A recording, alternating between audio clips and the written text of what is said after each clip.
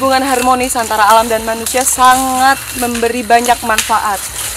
Manfaat inilah yang digunakan masyarakat Cibagindar untuk mencari kebutuhan sehari-hari.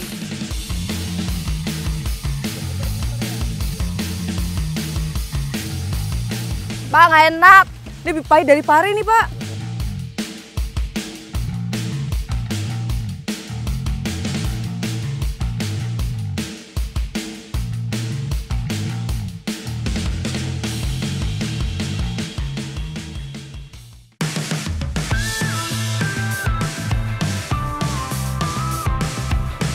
Alam Pakpak Barat didominasi oleh wilayah pegunungan.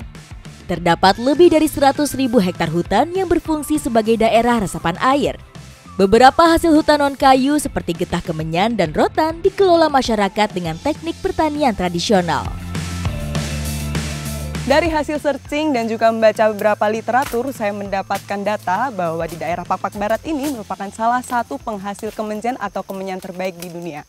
Nah, kali ini saya bersama dengan bapak-bapak dari Kute Junga akan mengikuti proses panen sekaligus juga perawatannya. Ikuti jejak saya, jejak petualang. Berkemenjen adalah istilah warga lokal untuk aktivitas menyadap getah kemenyan. Berbekal perlengkapan sederhana bersama para petani kemenyan, saya semakin jauh melangkah membelah lebatnya hutan yang semakin rapat. Pencarian kami berujung pada satu batang pohon kemenyan yang sudah siap panen. Ternyata pohon kemenyan ini tumbuhnya itu bukan di perkebunan, tapi memang tumbuh di hutan liar seperti ini. Dan dia tumbuhnya itu juga bersama dengan tumbuh-tumbuhan lainnya. Makanya bentuknya pun beda, terus ukurannya juga berbeda-beda. Kemenyan tumbuh baik di tanah berhumus dan ketinggian 500 sampai 1.500 meter di atas permukaan laut. Semakin tua usia pohon, semakin banyak getah yang dihasilkan. Nah, jadi usia dia bisa dipanen itu sekitar 4 sampai 5 bulan. Nah, yang tua-tua tuh yang kayak gini tuh. Yang warnanya udah agak kecoklatan, ini bagus nih kualitasnya. Terus kalau yang masih muda tuh warnanya tuh masih agak bening-bening, ada putih-putihnya juga.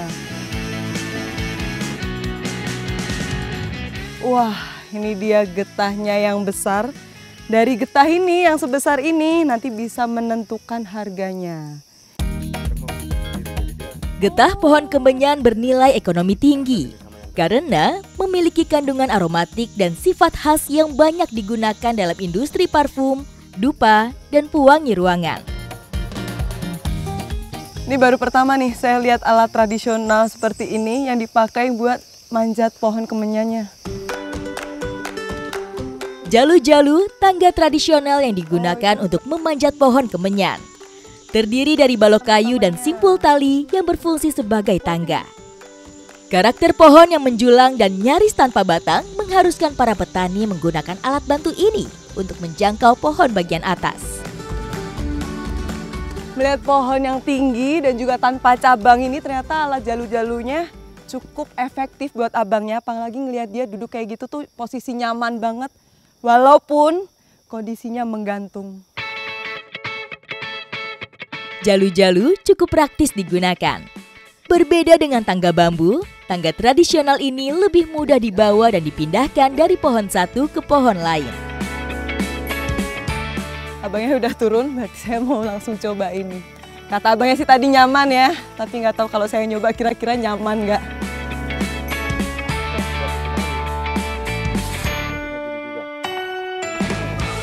Masukkan kakinya, terus masuk ke dalam. Ya. Ini baru 2 kaki aja, udah panik nih. Tunggu bang. Ternyata bener sih, ini cukup nyaman. Walaupun ngeliat tadi tali cuma diikat-ikat gitu aja, tapi ini kuat banget.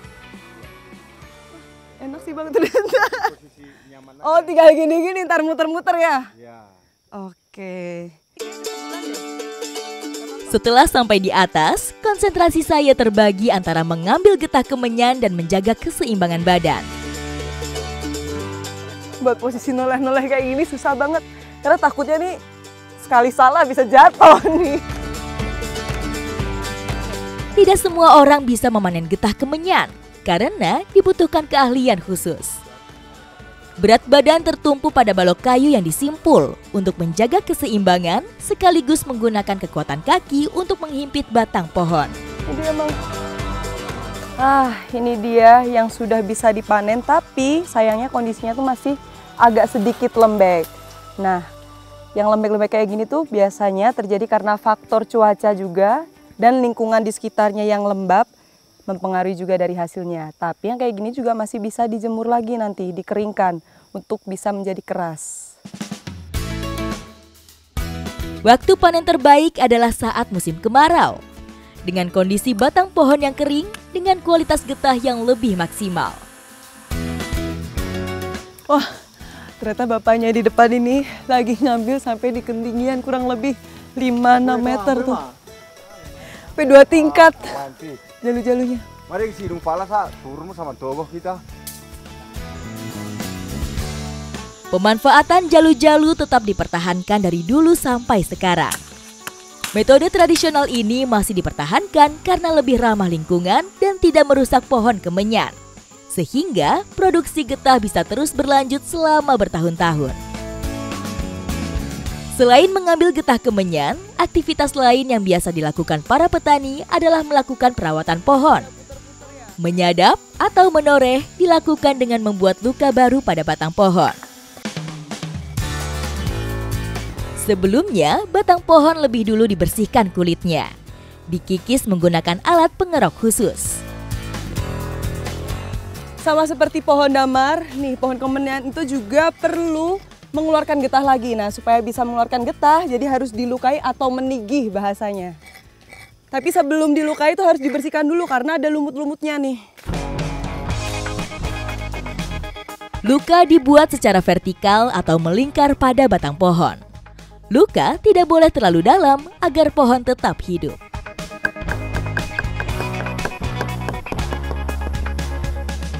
Dipukul-pukul ini tadi fungsinya supaya ada rongga di dalam pohonnya. Nah, nanti kalau sudah berongga, disitulah akan keluar getahnya.